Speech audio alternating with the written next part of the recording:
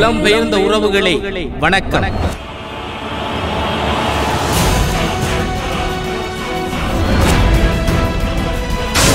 உலக தமிழினமே எண்ணிப்பார், நீ உறங்கினால் வரலாற்றில் யார் உன்னை மன்னிப்பார்?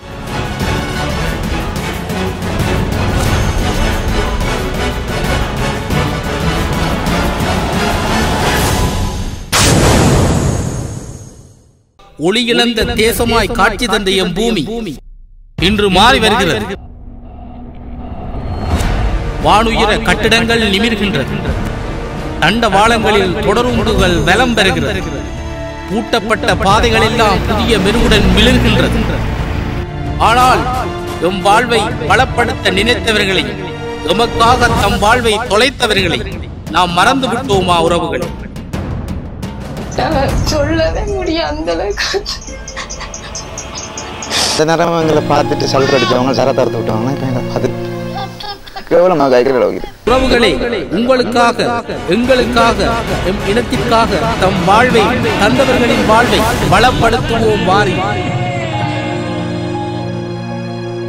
நாம் இன்று சந்திக்க இருப்பது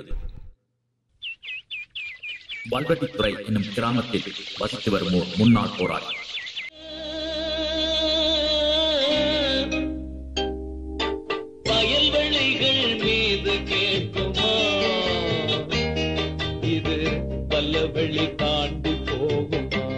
நீங்கள் பார்த்துக் கொண்டிருப்பது இது வெள்ளை பாலம்.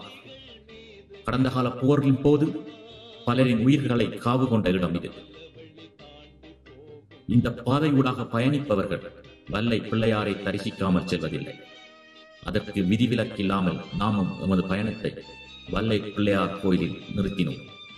போரினால் காலிழந்து கையிழந்து பலர் கையேந்தும் நிலைக்கு சென்று விட்டார்கள். ஒரு காலத்தில் கச்சான் கடை, கரும்பு கடை என இருந்த இடங்களெல்லாம் தென்னிலங்கை பொருட்களை விற்கும்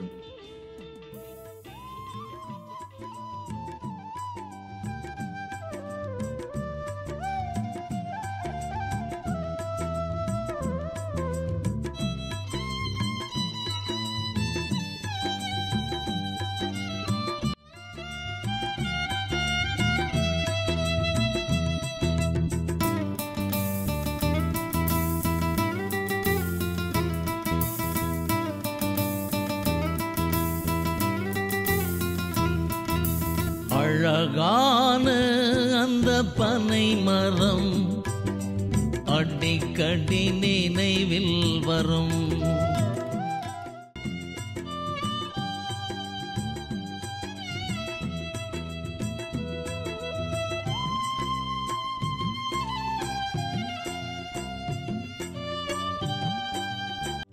அடிக்கடி நினைவில் வரும்.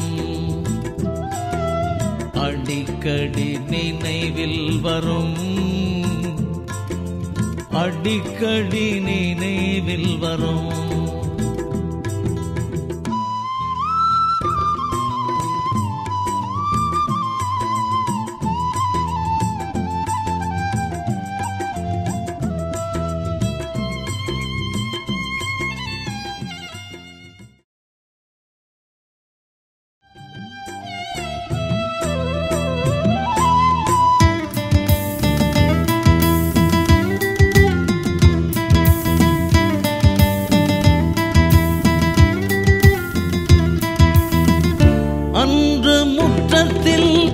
அழைத்து அழைத்து நாம் ஆனா எழுதிய மண்ணல்லவா.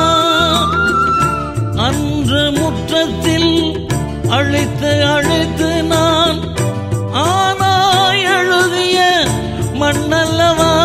இன்று நான் பாடும் பாட்டும் என் தாய் மண் என்னுள் இசைக்கின்ற பண்ணல்லவா. இன்று நான் பாடும் பாட்டும் என் தாய் மண்ணினுள் இசைக்கின்ற பண்ணல்லவா.